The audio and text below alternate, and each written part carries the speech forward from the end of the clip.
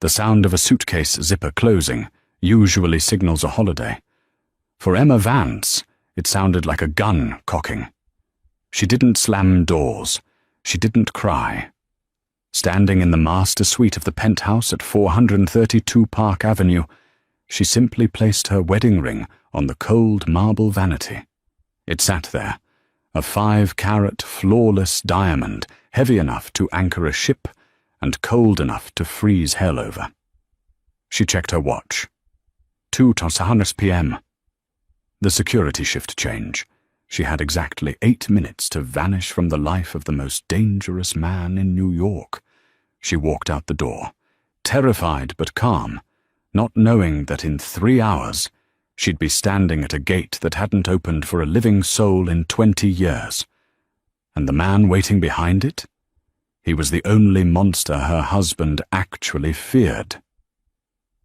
The silence in the penthouse was artificial. It was the kind of silence bought with triple-paned glass and acoustic dampening, designed to keep the chaos of Manhattan 45 stories below. But for Emma, the silence was a cage. She stood in the center of the walk-in closet, a space larger than most studio apartments in the city. The shelves were lined with Hermes, Birkins, and Chanel flap bags, color-coordinated like a museum exhibit. She ignored them all. On the center island, she had placed a single, nondescript black duffel bag. It wasn't Toomey or Rimowa.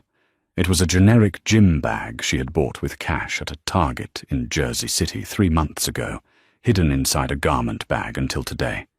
Emma moved with the precision of a bomb disposal technician. She wasn't packing clothes. She was packing leverage. First, a hard drive, encrypted with military-grade software, wrapped in a silk scarf. Second, a stack of physical documents, bank statements from the Cayman Islands, and frantic handwritten notes she had scavenged from her husband's shredder bin over the last year. Third, a burner phone, preloaded with only one number. She zipped the bag. The sound was a harsh rasp in the quiet room. Emma walked to the vanity mirror. She looked at her reflection. At 32, she was still striking. High cheekbones, dark hair pulled back in a severe bun, eyes that had learned to hide fear behind a glaze of boredom. She looked at the woman Marcus Thorne had created, the trophy, the curator, the wife. She reached up and unclasped the diamond necklace from her throat. It slithered off her skin like a cold snake. She dropped it next to the ring. Take nothing that is his, she told herself. If you take a dime, he calls it theft. If you leave it all, he knows it's a war declaration. She checked her watch. 2:04 p.m. Downstairs in the lobby, the regular concierge, Gary, would be on his break. The relief guy, a younger kid named Kevin, was usually distracted by his phone. The private elevator opened with a soft chime. Emma stepped in. She didn't press L for lobby. She pressed B Yahoo, the service level. When the doors opened, the air smelled of stale exhaust and cleaning chemicals. She pulled a baseball cap low over her eyes. A Yankees cap, dirty and frayed, bought at a thrift store. She slipped a grey hoodie over her cashmere sweater. In 10 seconds, she went from a billionaire's wife to invisible. She walked out the service exit, slipping past a delivery truck unloading crates of wine. The sunlight on 56th Street was blinding. She didn't run. Running attracted attention. She walked, matching the pace of the tourists and the office workers. Her phone buzzed in her pocket. Her real phone. It was Marcus. "Where are you? The gala prep team is here." She didn't answer. She walked 2 blocks east, then 3 blocks south. She found a trash can outside a Starbucks. She dropped her iPhone into a half-empty cup of latte, sitting on top of the trash pile. She hailed a yellow cab, not an Uber. No digital trail. Not yet. "Where to, lady?" the driver asked, eyeing her through the rear-view mirror. He saw the hoodie, the duffel bag. He probably thought she was a student or a runaway. He wasn't entirely wrong. Emma took a breath. Her voice didn't shake. Teterboro Airport. Private hangars. The driver shrugged and hit the meter. As the cab merged into the traffic, Emma allowed herself one look back at the skyline. Marcus Thorne was likely pouring himself a scotch right now, annoyed that she wasn't answering. In an hour, he would be irritated. In 2 hours, he would be suspicious. By nightfall, when he found the ring and the empty safe where his ledger used to be, he would be homicidal. But she wasn't going to Teterboro to fly. That was the decoy. She knew Marcus tracked credit card usage. She had booked a flight to Paris on her black Amex for 5 p.m. He would send his men there.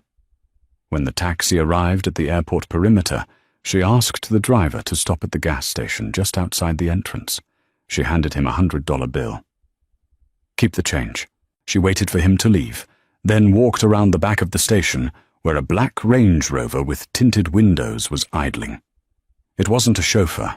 It was a rental she had arranged under her maiden name, paid for with a prepaid Visa card she'd been hoarding allowance money for 2 years to fill. She got in, threw the bag on the passenger seat, and drove. Not to the airport, not to the city. She headed east, towards the ocean, towards the Hamptons, but she wasn't going to the parties or the beach clubs. She was driving toward the Old End, the part of the coast where the roads weren't paved, and the estates were hidden behind 10-foot stone walls covered in ivy. She was driving toward the Sterling estate. The locals called it the Mausoleum. It belonged to Brian Sterling, a man who had made his first billion in shipping and his second in tech, before a tragedy 20 years ago turned him into a ghost. He hadn't been seen in public since 2005. Rumors swirled that he was disfigured, or mad, or perhaps dead, leaving the house run by machines. Emma knew better. She knew he was alive, and she knew he was the only man on earth who hated Marcus Thorne as much as she did. The drive took 3 hours. By the time Emma turned off the highway onto the gravel access road, the sun was beginning to dip, casting long, bruised shadows across the dunes.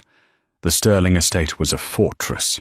It sat on a cliff overlooking the Atlantic, a sprawling brutalist structure of concrete and glass that looked less like a home and more like a villain's lair from a Bond movie. The perimeter was lined with ancient oak trees that blocked the view from the road. Emma pulled the Range Rover up to the main gate. It was massive, wrought iron, and rusted shut, or at least it looked that way. There was no keypad, no camera that she could see. Just a solitary intercom box that looked like it hadn't been used since the 90s. She rolled down her window. The ocean air was cold and salty. She pressed the button. Static. Then, silence. She pressed it again, holding it down. "I know you're watching," she said, her voice clear. "Tell him it's Emma. Tell him I have the red ledger." She waited. A minute passed, then 2. The wind howled through the trees. Had she miscalculated? Had he died? Had the rumors been true? If this gate didn't open, she was dead. Marcus would have tracked the rental car by now. Silas Vane, Marcus's fixer, was probably less than an hour behind her. Silas didn't ask questions. He just removed problems. And Emma was currently problem number 1. Suddenly, a crackle came from the box. The voice was British, elderly, and sounded like dry leaves scraping on a pavement. "Mr. Sterling does not accept visitors. You have 10 seconds to reverse before the automated bollards deploy." "Arthur," Emma said, recognizing the voice of the house manager, "stop playing games. I know about the Copenhagen incident. I know what Marcus did to Brian's sister. I have the proof." The silence stretched again, heavier this time. "Arthur!" she screamed, losing her composure for the first time. "He's coming for me. If I die out here, the proof dies with me, and Brian never gets his justice." A heavy metallic clank echoed from the ground. The massive iron gates groaned, the rust flaking off as hidden hydraulics forced them open. They moved slowly, painfully, wide enough for just one car. Emma gunned the engine and shot through. As soon as her back bumper cleared the threshold, the gate slammed shut behind her with a finality that shook the ground. She drove up the winding driveway, the house looming larger and larger. It was dark. No lights were on. It looked abandoned. She parked at the foot of the main stairs. She grabbed her duffel bag and stepped out. The front door opened before she reached it.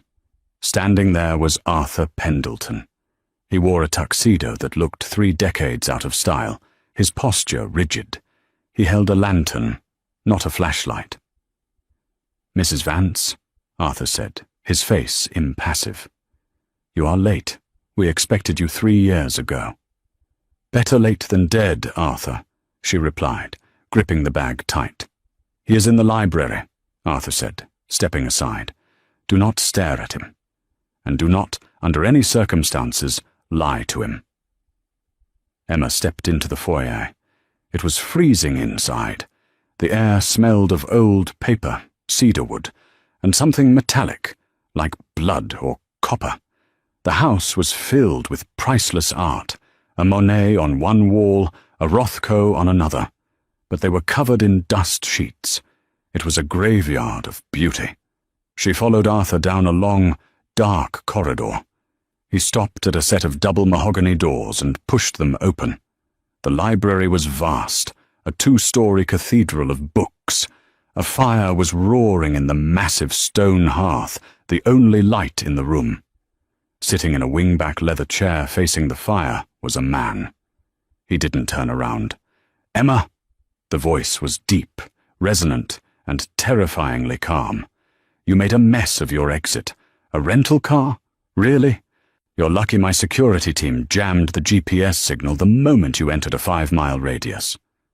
"I did what I had to do, Brian," she said, walking toward the chair. "Stop," he commanded. She froze. Brian Sterling slowly turned the chair. Emma held her breath. She hadn't seen him in 10 years.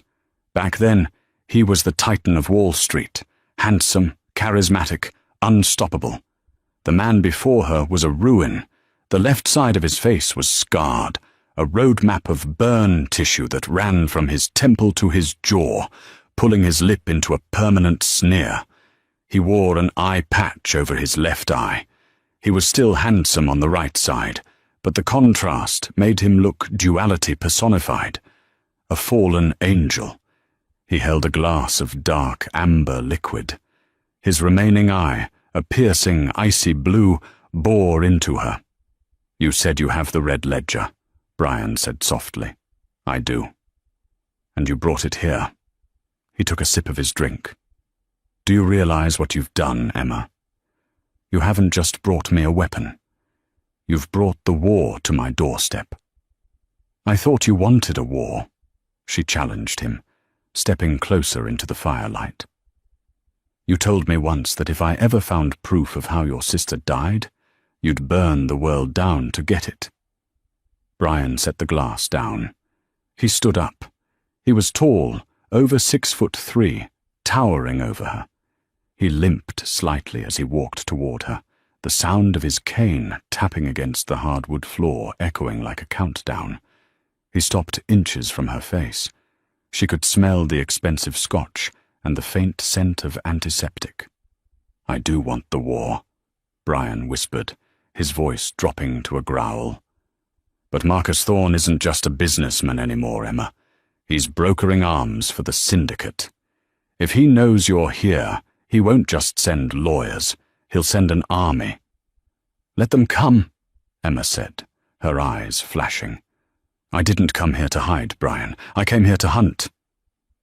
Brian stared at her for a long moment. Then the corner of his unscarred lip twitched upward. A smile. "Good," he said. "Arthur, prepare the guest wing, and unlock the armory." The armory wasn't a dusty basement filled with hunting rifles. It was a climate-controlled vault, hidden behind a false wall in the wine cellar. Emma watched as Arthur punched a code into a biometric keypad.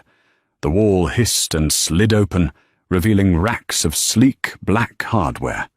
Tactical vests, assault rifles, surveillance drones and monitors displaying feeds from thermal cameras scattered across the estate's 300 acres. Brian didn't look at the weapons. He walked straight to a steel table in the center of the room, motioning for Emma to place the hard drive down. "Marcus keeps his accounts on an air-gapped server," Brian said, his voice echoing slightly in the metal room. "How did you get this out?"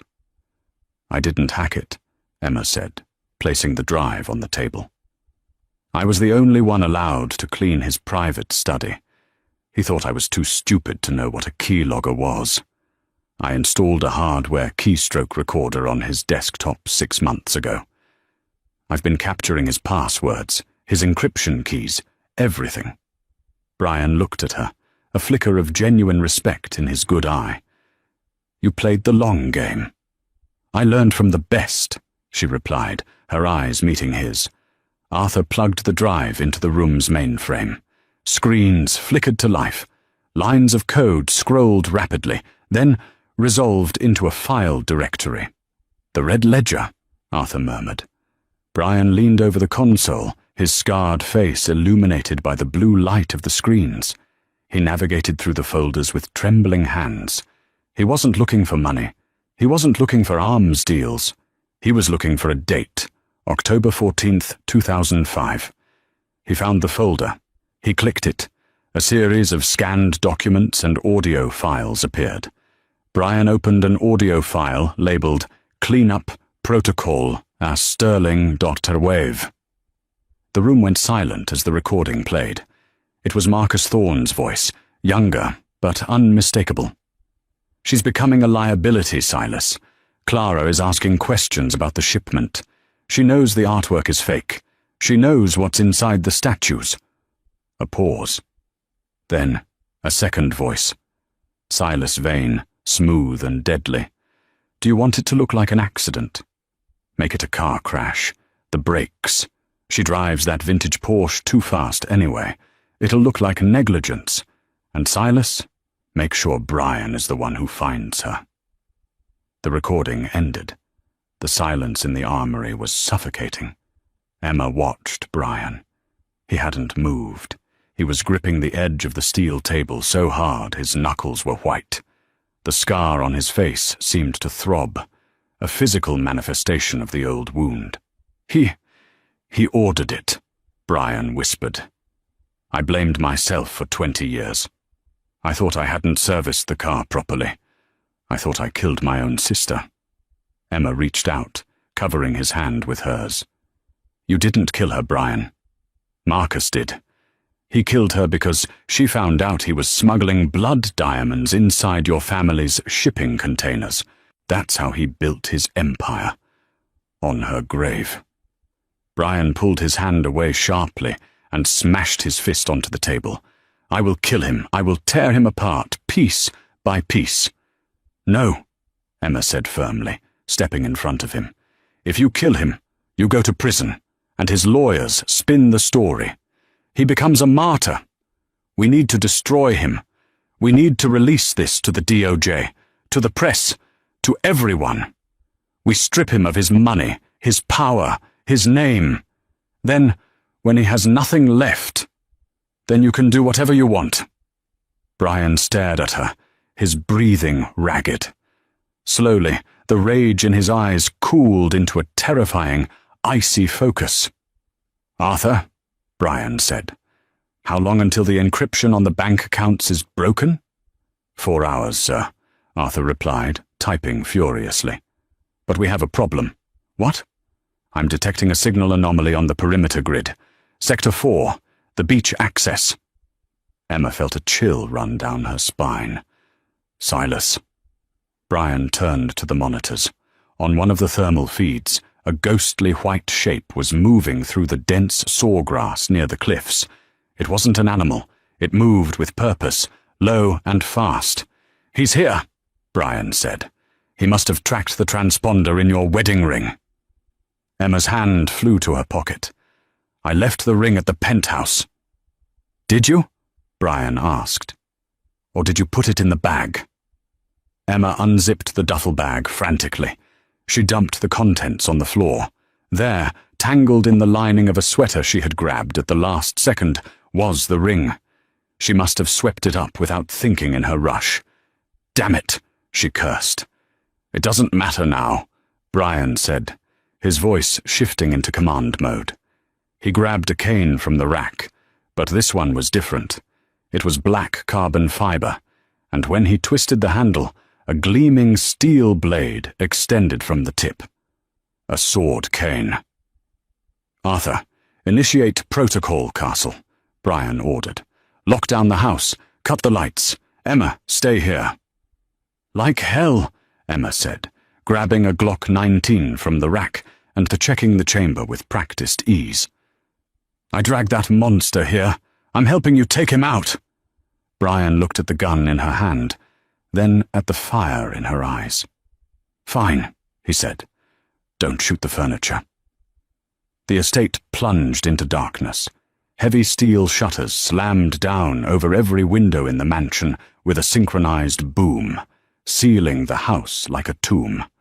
Brian and Emma moved to the great hall, the massive central space of the house. The only light came from the moonlight filtering through the high clear-story windows that the shutters didn't reach. "He won't come alone," Brian whispered. "Silas is a professional. He'll have a clean team." "How many?" Emma asked, her grip on the gun tightening. "Usually 4. 2 for entry, 2 for extraction." Suddenly, the glass of the front conservatory shattered. It wasn't a loud crash. It was a suppressed thwump, followed by the tinkling of falling shards. "They're inside," Arthur's voice came over the intercom, calm and British. "Motion sensors triggered in the east wing. They are bypassing the magnetic locks." "They're heading for the server room," Brian said. "They want the drive back before they kill us." Brian moved with surprising speed for a man with a cane. He led Emma into the shadows of the grand staircase. They waited. Footsteps, soft, rhythmic steps on the marble floor. 2 figures emerged from the hallway. They were dressed in black tactical gear, wearing night vision goggles. They moved in perfect unison, sweeping their suppressed rifles left and right. Emma's heart hammered against her ribs. She had learned to shoot at a range Marcus built to blow off steam. But she had never aimed at a human being. Brian tapped her shoulder and signaled, "Wait." He pressed a button on a remote in his pocket.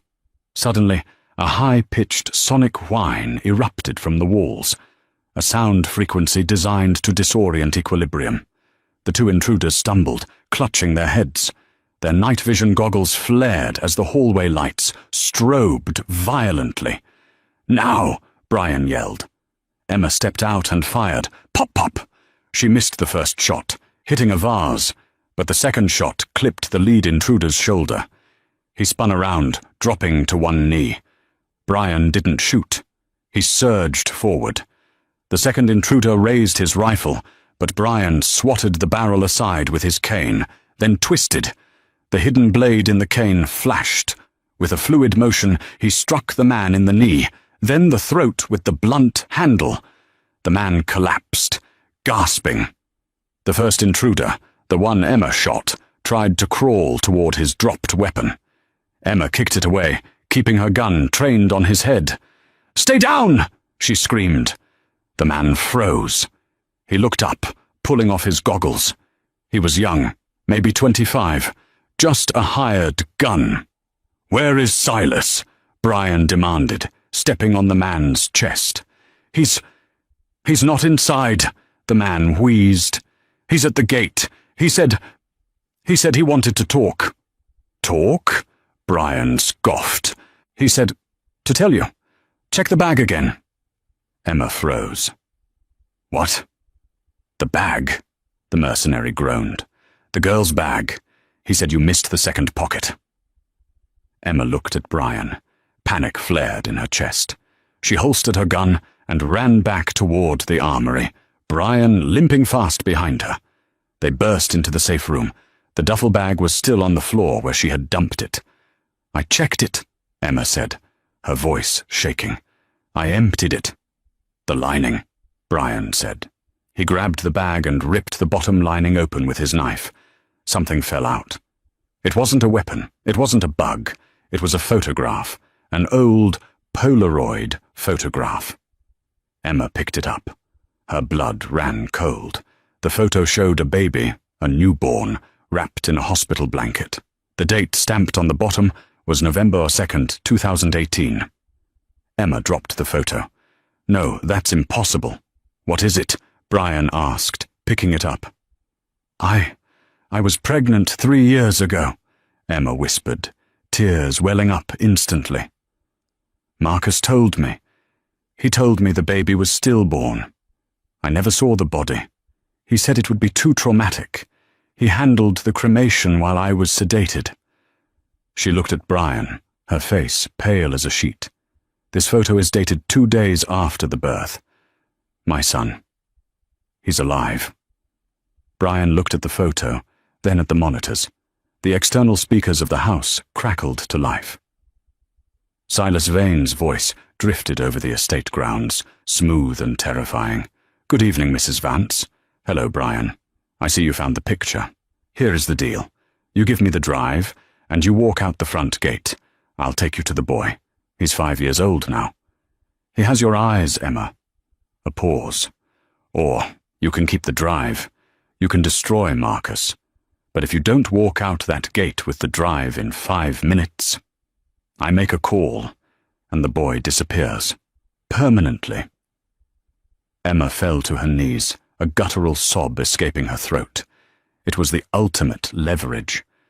Marcus hadn't just stolen her life. He had stolen her child and kept him as an insurance policy for this exact moment. Brian looked at the sobbing woman, then at the hard drive, the proof he had waited 20 years for, the proof that would avenge his sister. He had to choose, his revenge or her son. He looked at the screen. Silas was standing just beyond the gate, holding a phone up, waiting. Brian reached down and pulled Emma to her feet. He gripped her shoulders hard. "Emma, look at me." She shook her head, drowning in grief. "He has my son.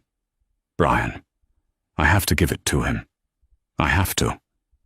If you give him the drive, he kills us both, and he kills the boy anyway," Brian said, his voice hard as stone. "Marcus never leaves loose ends. The boy is a loose end. You are a loose end." "Then what do we do?" she screamed. "I can't gamble with his life." "We don't gamble," Brian said. He turned to Arthur. "Arthur, connect me to the external speakers." Arthur nodded. "You're live." Brian leaned into the microphone. "Silas!" Brian's voice boomed over the estate, amplified like the voice of a god. "You think you're playing chess, but you forgot who built the board." Brian turned to Emma. "We are going to get your son back, and we are going to keep the drive, but we have to do something insane." "What?" Emma asked, wiping her eyes. "We have to let them capture us."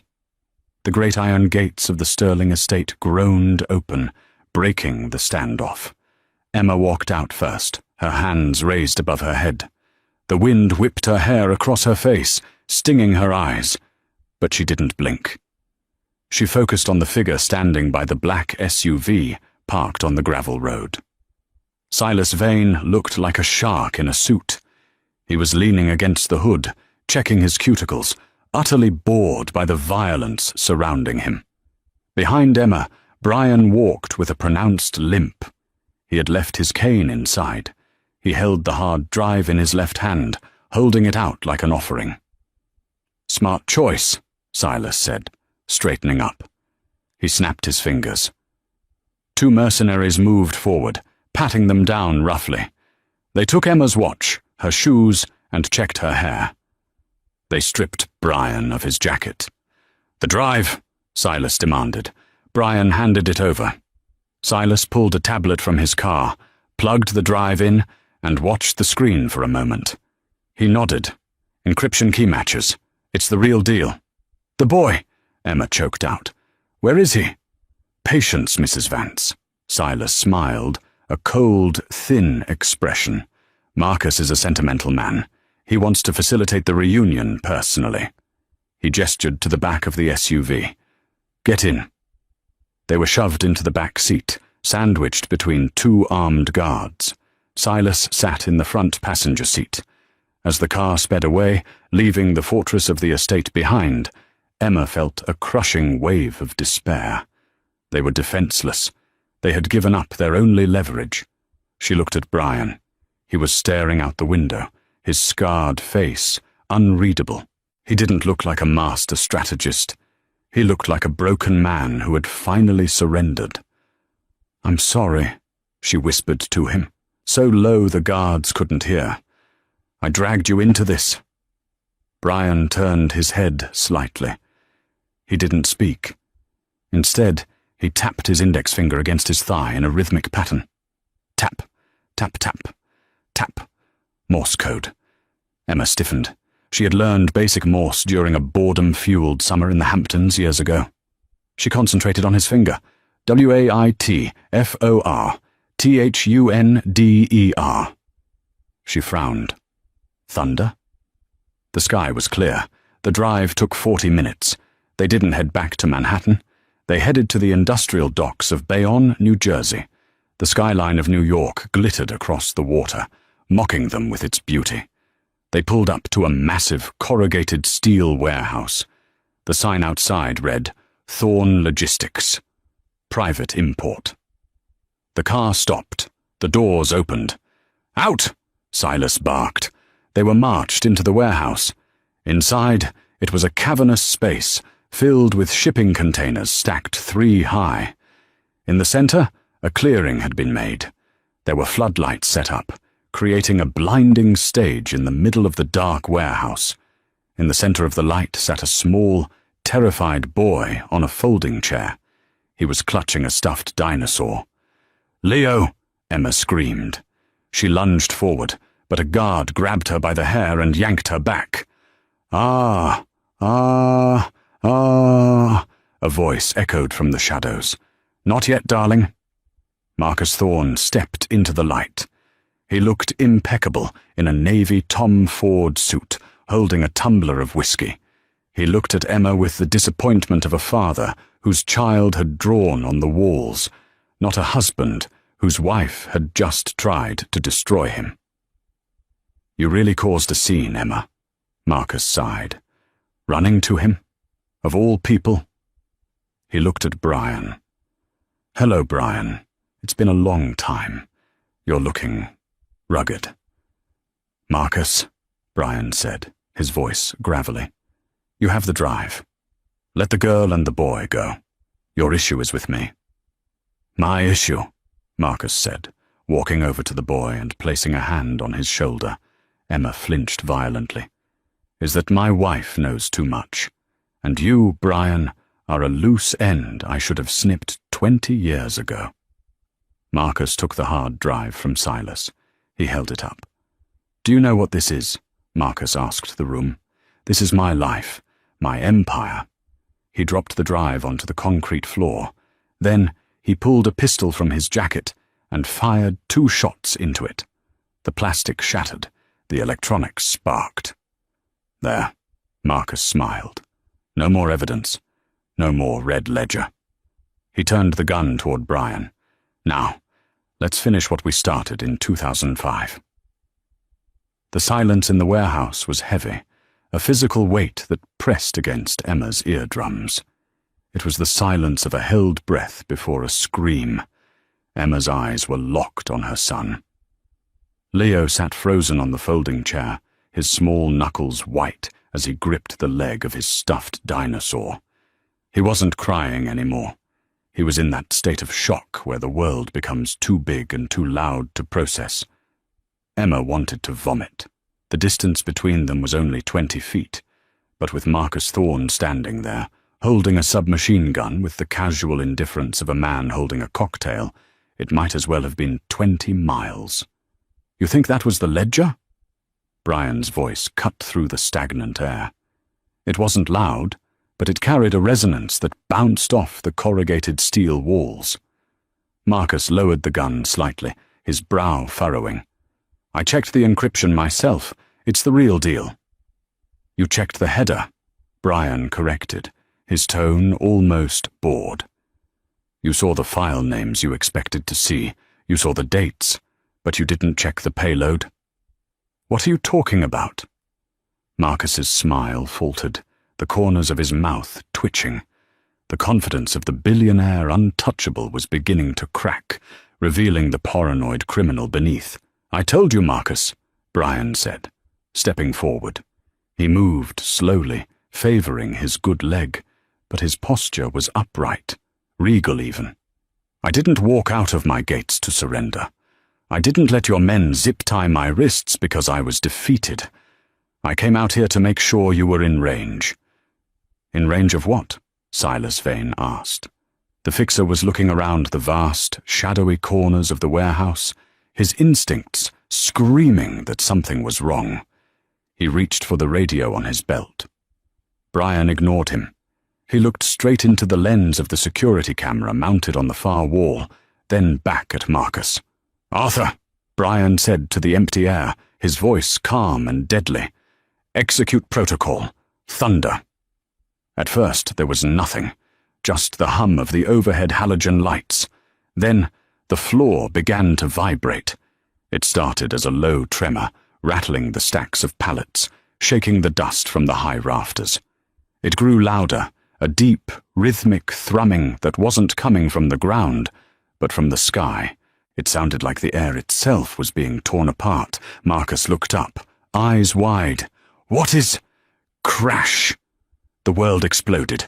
The reinforced skylights running the length of the warehouse shattered inward in a simultaneous cascade of glass and debris.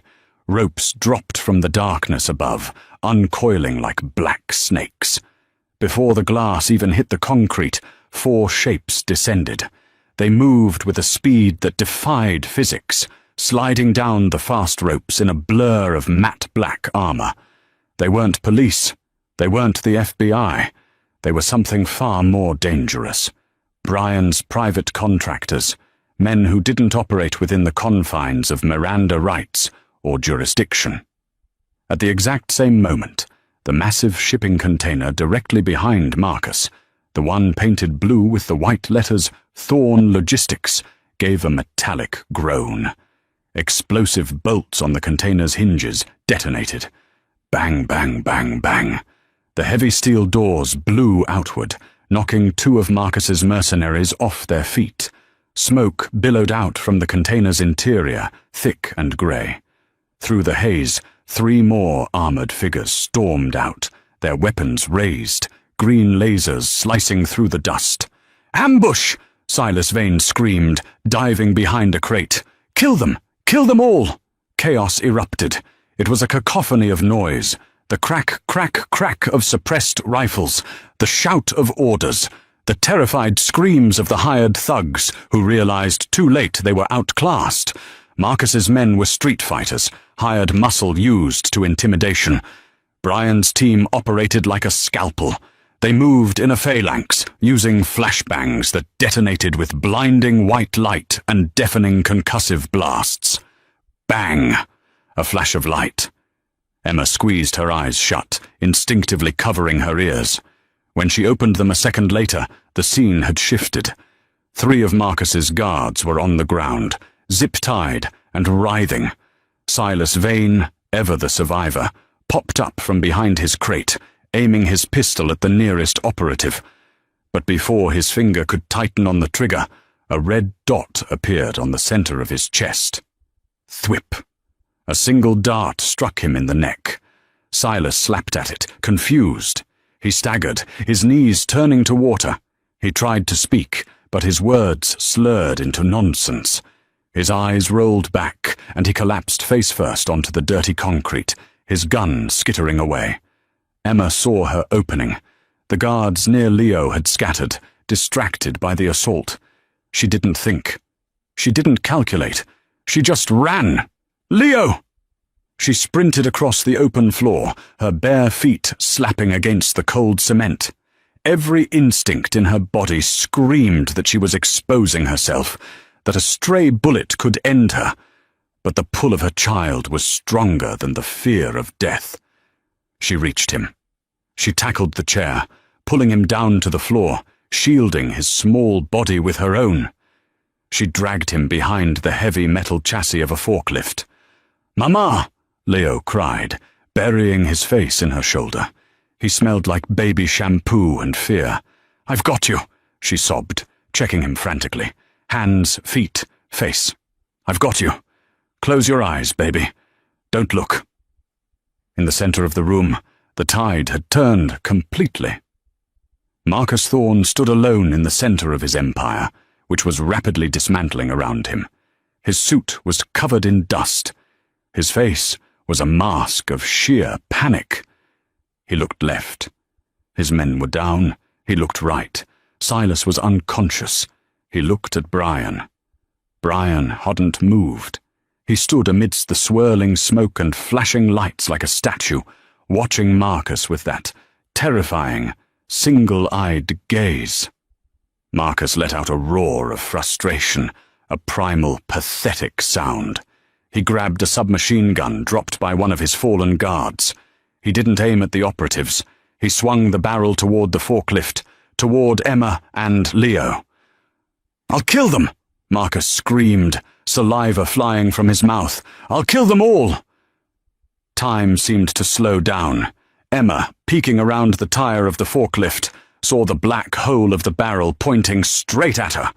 She tightened her grip on Leo, turning her back to the gun, preparing to take the bullets. Marcus pulled the trigger. Click. The sound was small, mechanical, and horrifyingly final. Marcus froze. He pulled it again. Click. Click. He racked the slide, ejecting a live round, and pulled the trigger again. Click. Electronic firing pin. Brian's voice drifted through the smoke. Marcus spun around, the useless gun shaking in his hands. Brian was walking toward him now. In his hand, he held a small, black box with a single antenna, a localized EMP emitter. "I jammed the frequency," Brian said, his voice calm, almost professorial. "Every weapon in this room that relies on a circuit, a smart link, or an electronic primer is now just a paperweight. You wanted a modern war, Marcus, but you forgot the basics." Marcus threw the gun at Brian's head. Brian sidestepped it effortlessly, the heavy metal clattering harmlessly to the floor. "And do you know what doesn't rely on circuits?" Brian asked. He reached into the breast pocket of his jacket. He didn't pull out a gun. He pulled out a straight razor. It was an antique, pearl-handled, the steel blade gleaming under the warehouse lights. It was the weapon of a street fighter, of a man who had grown up in the docks before he ascended to the boardroom.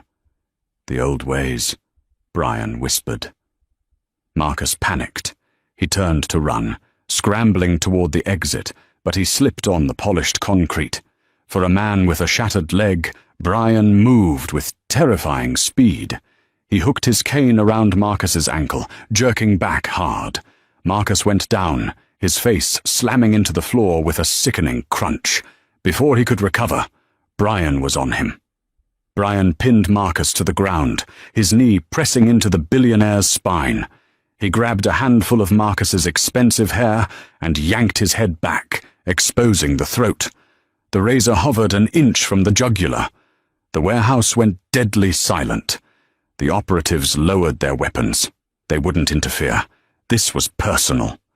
"Do it!" Marcus hissed, blood streaming from his broken nose, pooling on the floor. "Go ahead. Kill me. You'll go to prison for life. I win. I'll be the victim, and you'll be the monster they always said you were." Brian's hand trembled.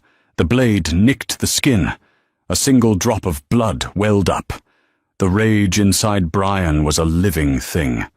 This was the man who had killed his sister, the man who had stolen Emma's life, the man who had tried to murder a child.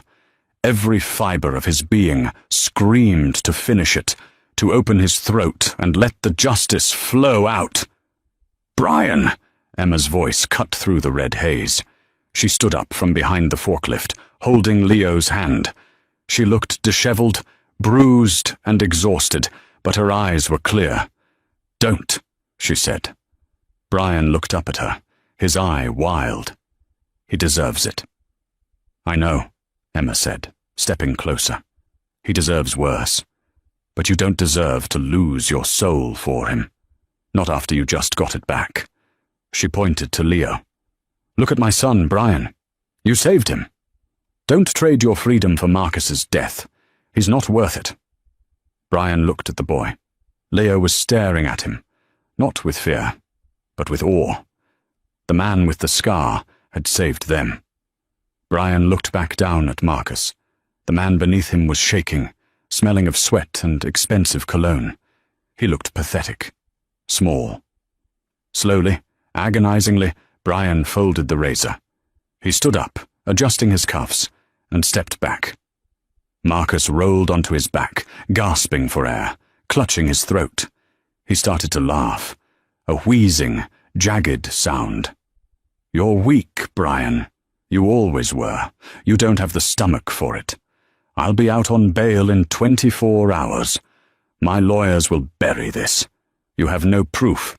You destroyed the drive." Brian looked down at him with a look of utter pity. "You really don't get it, do you?" Brian asked. He tapped the earpiece in his ear. "Arthur, release the stream." "Broadcasting now, sir," Arthur's voice replied, crisp and satisfied.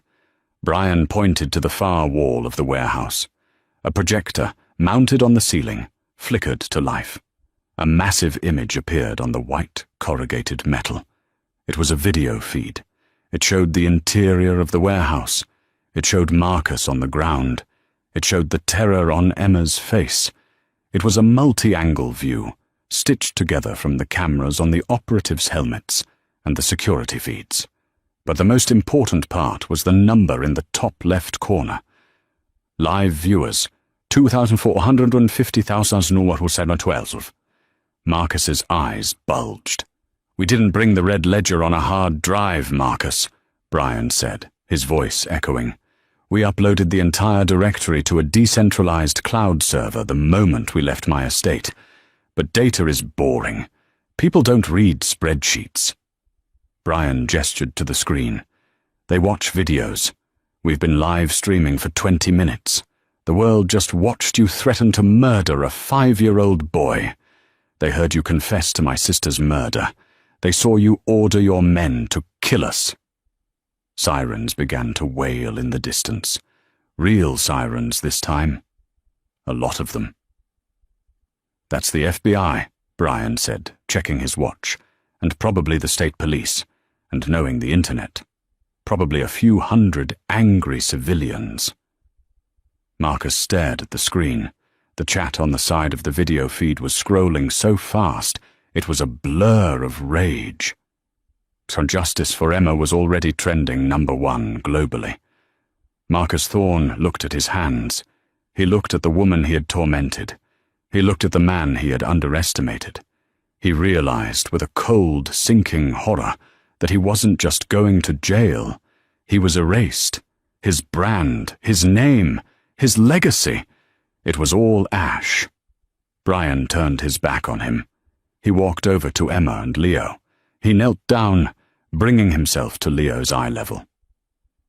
"Are you okay, soldier?" Brian asked gently. Leo nodded, still clutching his dinosaur. "Are you a pirate?" Brian smiled, touching his eye patch. "Something like that." He stood up and looked at Emma. The adrenaline was fading, leaving them both shaking, but standing. "Is it over?" Emma asked, her voice barely a whisper. Brian listened to the sirens getting closer, the sound of justice finally arriving after 20 long years. "The war is over," Brian said, reaching out to wipe a smudge of dirt from her cheek. Now, the life begins. 6 months later. The summer sun hit the cliffs of the Sterling estate, but for the first time in 2 decades, the heavy steel shutters were raised.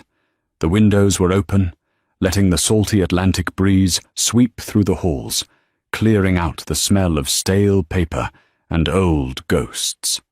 Emma stood on the terrace, watching the lawn. The grass, once overgrown and wild, was now manicured. But the most shocking change wasn't the landscaping. It was the sound. Laughter. 5-year-old Leo was sprinting across the grass, chasing a golden retriever puppy that Arthur had surprisingly produced from a shelter in town. Sitting on a bench nearby was Brian. He was reading a newspaper, his cane leaning against his knee. He still wore the eye patch, and the scars were still there. But the darkness that used to shroud him like a cloak had lifted. He looked up as Leo tripped over the puppy, checking to make sure the boy was okay, a faint, protective smile gracing his lips. Emma took a sip of her iced tea. The last 6 months had been a blur of depositions, lawyers and therapy. The fallout from the warehouse live stream had been nuclear. The Red Ledger leak didn't just take down Marcus Thorne, it decapitated a global smuggling ring. Marcus was currently in a maximum security holding facility in Terre Haute, awaiting a trial that legal experts said would likely result in 3 consecutive life sentences. His assets had been seized, his reputation incinerated. He was no longer a billionaire. He was inmate 4092. Silas Vane had turned state's evidence in exchange for a lighter sentence, providing the final nails in Marcus's coffin. Emma walked down the stone steps to the garden. Brian folded his newspaper as she approached. "The lawyers called," she said, sitting next to him. "The divorce is finalized. I got full custody, and since the government seized Marcus's assets under RICO statutes, they've agreed to a restitution fund for the victims. Leo and I are going to be okay." "You were always going to be okay," Brian said, looking at her. "You're the strongest woman I've ever met." "I had help," she replied softly. They sat in silence for a moment, watching Leo try to teach the puppy to sit. "Arthur tells me you're browsing real estate in Tuscany," Brian said, feigning casual interest. "I was," Emma admitted. "I thought maybe we needed a fresh start, far away from New York." "Italy is nice," Brian nodded. "Good wine, better weather." "But," Emma continued, turning to face him, "Leo likes it here. He likes the ocean, and he likes you." Brian looked down at his hands. "Emma, look at me. I'm a scarred recluse who just learned how to open the curtains. You don't want to raise a child in a mausoleum." "It's not a mausoleum anymore, Brian," she said. "It's just a house. It only becomes a home if there are people in it." She reached into her pocket. For months she had carried the 5-carat diamond ring, the symbol of her cage, in her pocket. She had retrieved it from the evidence locker only yesterday. She stood up and walked to the edge of the cliff. The ocean crashed against the rocks far below, a churning cauldron of white foam. "What are you doing?" Brian asked, standing up and joining her. "Letting go," Emma said. She looked at the ring one last time. It sparkled in the sun, cold and perfect. It represented fear, control, and silence. She pulled her arm back and threw it. The ring arced through the air, catching the light one last time before vanishing into the Atlantic Ocean. Gone. Emma took a deep breath. She felt lighter, as if a physical weight had been lifted from her chest. She turned back to Brian.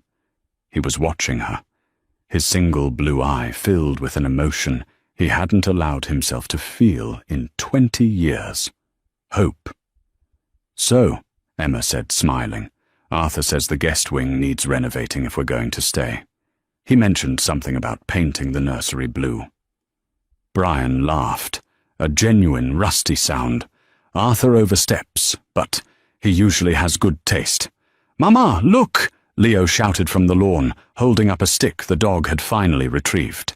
Emma grabbed Brian's hand. "Come on, he wants to show you." Brian hesitated, looking at his cane, then at the woman who had kicked down his door and saved his life. He squeezed her hand back. "Coming," Brian called out. Together they walked back toward the house, leaving the cliffs, the ghosts, and the past behind them. The gate was open, and this time it was staying that way. And that is how Emma Vance walked out of a golden cage and into a life of freedom. She didn't just pack a bag, she packed her courage. In the end, Marcus Thorne had billions of dollars, but he didn't have the one thing that actually matters: loyalty. Emma and Brian proved that sometimes the only way to defeat a monster is to find the person who knows their darkest secrets and trust them with your life. What a ride. I have to know, when Silas Vane told them to get in the car in Part 5, did you think it was game over? I honestly thought Brian was going to sacrifice himself. If this story had you on the edge of your seat, please do me a huge favor. Smash that like button. It helps the channel so much. And subscribe so you don't miss next week's story. We have a twisted tale coming up about a lottery winner who went missing. You won't want to miss it. Thanks for watching. And remember, sometimes the quietest exit makes the loudest noise.